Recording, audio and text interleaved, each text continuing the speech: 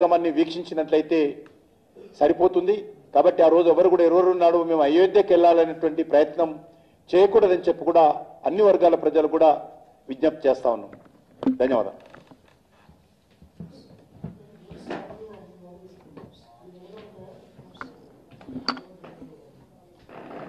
ఈ నెలలో ఉంటాయి. ఇంకా డేట్ వచ్చినాక చెప్తాను. అది ప్రధానమంత్రి గారు ప్రభుత్వ కార్యక్రమం, అది పార్టీ కార్యక్రమం కాదు. కాబట్టి గవర్నమెంట్ నిర్ణయించిన కార్యక్రమం. గవర్నమెంట్ ఎప్పుడు నిర్ణయిస్తే కొన్ని ప్రారంభోత్సవాలు ఉన్నాయి. ఉదాహరణకు ఎన్టీపీసీకి సంబంధించినటువంటి 800 మెగావాట్ల ప్రాజెక్టు అది కూడా రెడీ అయిపోయింది. ఆల్మోస్ట్ అది 10,000 crores ప్రాజెక్టు. ఇటువంటివి జాతీయ రహదారులు ఉన్నాయి, కొన్ని జలశక్తి మంత్రిత్వ శాఖ ఉన్నాయి, అదేవిధంగా కొన్ని హెల్త్కి సంబంధించినటువంటి ఉన్నాయి, కొన్ని సివిల్ ఏవియేషన్ ఉన్నాయి. ఎయిర్పోర్ట్లో క్యారో ఏదైతే ఉన్నదో సివిల్ ఏవియేషన్ ఆర్గనైజేషన్ సంబంధించిన ట్రైనింగ్ సెంటర్ ఉంది. కాబట్టి ఇవన్నీ కూడా వారు మళ్ళీ జాతీయకి అంకితం చేస్తారు.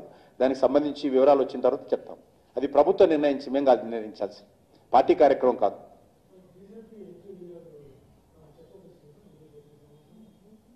అది పార్టీలో చర్చించాల్సిన అంశం కదా. ఎమ్మెల్యేలు అందరూ సపరేట్ విడిగా కూర్చొని వాళ్ళు చర్చించుకొని నిర్ణయించుకుంటారు.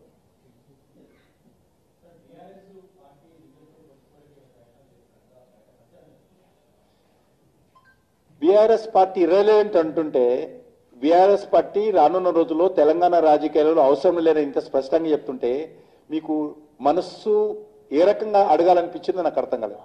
వాళ్ళు అనొచ్చు దేశంలో సమాజం, నేను ఇంత స్పష్టంగా ప్రెస్ కాన్ఫరెన్స్ చెప్పి తెలంగాణ రాజకీయాలలో బీఆర్ఎస్ ఆవశ్యకత లేదు అని ఇంత స్పష్టంగా చెప్పినాక కూడా మీకు ఏ రకంగా మనసు అరిచింది నన్ను అడగడానికి?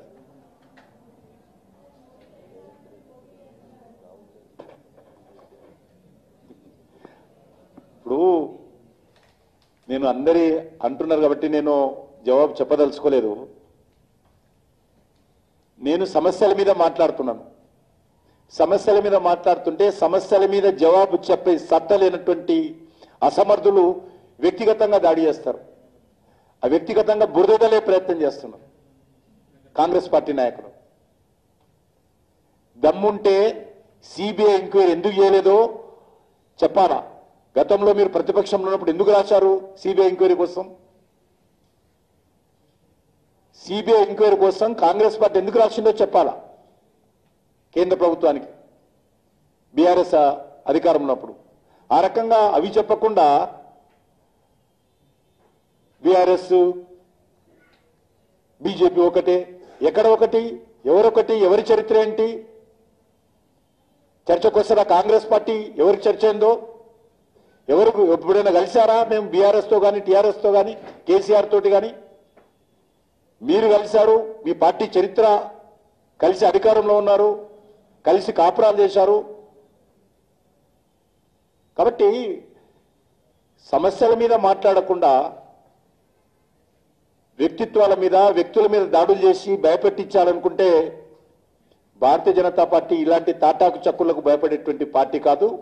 ఇలాంటి తాటాకు చప్పులు భయపడేటువంటి ప్రభుత్వం కాదు కేంద్ర ప్రభుత్వం. మీ పార్టీ ప్రెసిడెంటే భారతీయ జనతా పార్టీ దాటికి తట్టుకోలేక రాహుల్ గాంధీ గారు కాంగ్రెస్ పార్టీ అధ్యక్షునికి రాజీనామా చేసి విదేశాలకు పరిగెత్తిపోయాడు.